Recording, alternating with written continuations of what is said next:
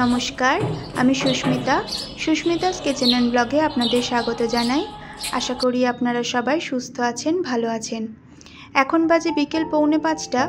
আমরা আশ্রম থেকে পায়ে হাঁটা দূরত্বে অবস্থিত শিবালা ঘাটে চলে এসেছি। এই ঘাট থেকে আমরা নৌকায় করে বেনারসের কিছু ঘাট এবং সন্ধ্যা আরতি দর্শন করব।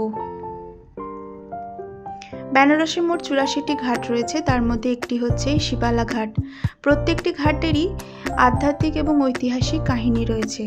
মনে করা হয় ভগবান শিব এখানে ধ্যান করতেন।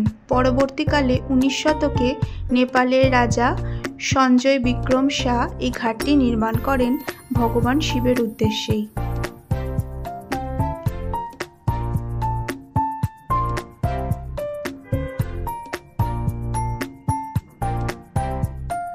পাশেই রয়েছে মহানির্বাণী ঘাট। এই মহানির্বাণী ঘাটটি নাগা সাধুদের জন্য বিখ্যাত। এখানে এনারা বসবাস করেন, গঙ্গার পাড়ে তাঁবু খাটিয়ে এনারা বসবাস করেন।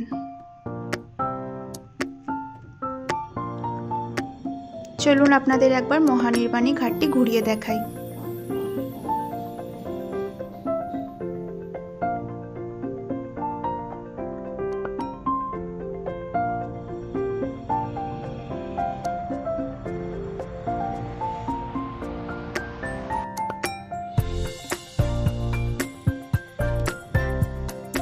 এই ঘাটটিতেও অনেক ঐতিহাসিক ও আধ্যাত্মিক কাহিনী রয়েছে, যেটা আমার অজানা।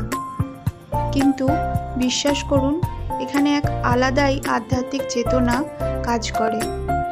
এত অপূর্ব লাগছিল দেখতে নীল জলের ওপরে রং বেরঙের নৌকাগুলো, যে আপনাদের বলে বোঝাতে পারবো না। খুবই সুন্দর লাগছিল।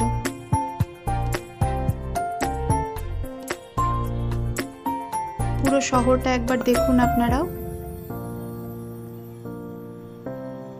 কি সুন্দর লাগছে দেখতে। এবার আমি যাচ্ছি, ঘাটে নৌকা চলে এসেছে। প্রথমে আমি মা গঙ্গাকে আচমন করে নিয়ে মাথায় একটু জল ছিটিয়ে নিলাম। এবার আমি নৌকায় উঠে পড়ব। নৌকায় উঠে পড়েছি, লাইফ জ্যাকেট সবাই পরে নিয়েছি। আমার মেয়ে লাইফ জ্যাকেট পরে খুব আনন্দ পাচ্ছে। সবার গরম লাগছে আর ওর আনন্দ লাগছে।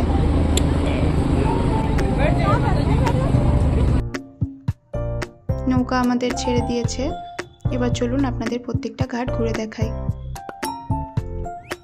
সব ঘাটের নাম কাহিনী আমার কাছে অজানা, কিন্তু দেখতে খুবই সুন্দর লাগছিল।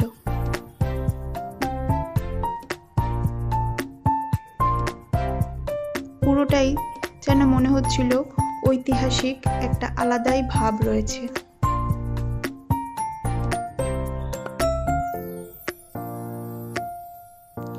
আমরা এই নৌকাটি আশ্রম থেকে বুক করেছিলাম, পার হেড 250 টাকা করে। 15 থেকে 20 জনের বেশি এনারা একটা নৌকাতে নেন না। আপনারা চাইলে এখানে ঘাটে এসেও নৌকা বুক করতে পারেন।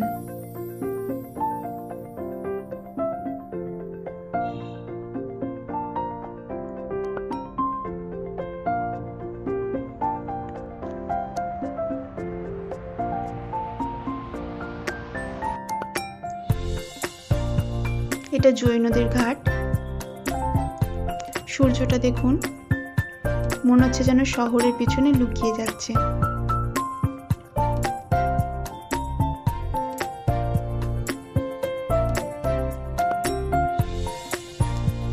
ওটা হচ্ছে রাজা হরিশ্চন্দ্রের ঘাট, যেখানে মুনি বিশ্বামিত্রর আদেশে রাজা হরিশ্চন্দ্র স্বয়ং মরা পোড়াতেন। ওই ঘাটে কখনো চিতা নেভে না, সবসময় চিতা জ্বলতেই থাকে। খুবই পবিত্র মনে করা হয়।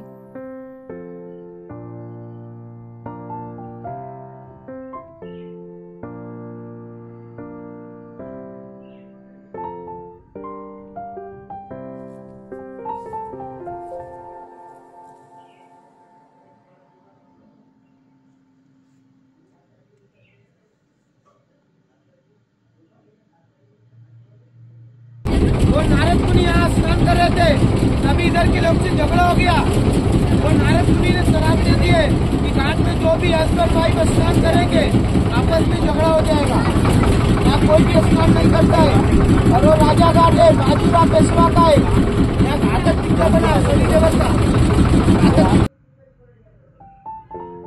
দেখুন এটা হচ্ছে মণিকর্ণিকা ঘাট। এখানেও সব সময় চিতা জ্বলতেই থাকে। এই জায়গাটিও খুবই পবিত্র, কারণ এখানে মা পার্বতীর চুড়ি আজও রয়েছে। এখান থেকে বাবা বিশ্বনাথের মন্দির পায়ে হাঁটা, আপনারা দেখতে পাচ্ছেন হয়তো বাবা বিশ্বনাথের মন্দিরটি। এই মণিকর্ণিকা ঘাট এবং হরিশ্চন্দ্র ঘাটটি একমাত্র বেনারসের শ্মশান, যেখানে মনে করা হয় এখানে মরা পুড়লে সেই মানুষ কখনো আর পুনর্জন্ম নেন না, স্বয়ং ভগবানের কাছে চলে যান। আমরা চলে এসেছি দশাশ্বমেধ ঘাটে। এই ঘাটেই স্বয়ং ব্রহ্মা দশাশ্বমেধ যজ্ঞ করেছিলেন, তাই এই ঘাটেই সকল বিশ্বের মঙ্গলের উদ্দেশ্যে প্রত্যেক সন্ধ্যায় সন্ধ্যারতি করা হয়। সন্ধ্যারতি শুরু হয়ে গেছে। গ্রীষ্মকালে 5:30 থেকে 6টার মধ্যে শুরু হয় এই আরতি।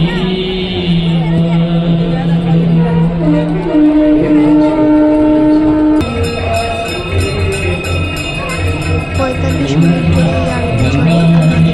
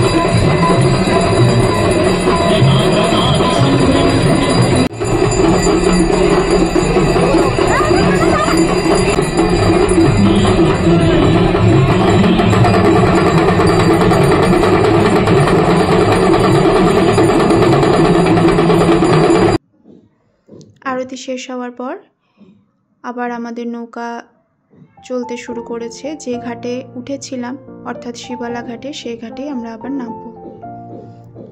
আলোয় আলোকিত ঘাটটা এত সুন্দর লাগছিল দেখতে। তারপরে সন্ধেই এই নীল জল হয়ে গেল কালো জল। দেখুন তার ওপরে কত রং বেরঙের নৌকা, লঞ্চ, এত সুন্দর লাগছিল, খুবই সুন্দর লাগছিল দেখতে।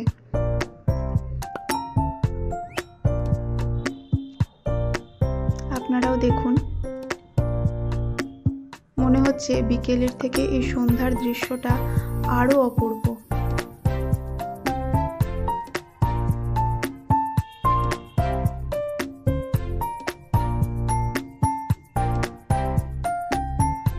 এইসব দেখতে দেখতে আমরা আবার মণিকর্ণিকা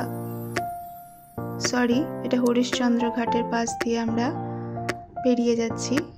দেখুন এখনো এখানে চিতা জ্বলছে, কত কাঠ রাখা রয়েছে ওই পাশে। নৌকা থেকে নেমে আমরা বাজারে চলে এসেছি। খুব খিদে পেয়ে গেছিল, তাই আমরা এখানে মশলা ধোসা আর প্লেন ধোসা অর্ডার করেছিলাম। এখানে খুবই কম দামে এই দাদা আমাদের দিচ্ছিলেন ধোসা। পরের ভিডিওতে থাকছে বাবা বিশ্বনাথ এবং কালভৈরবের দর্শন। ভিডিওটি ভালো লাগলে লাইক অ্যান্ড সাবস্ক্রাইব করবেন। রাধে রাধে।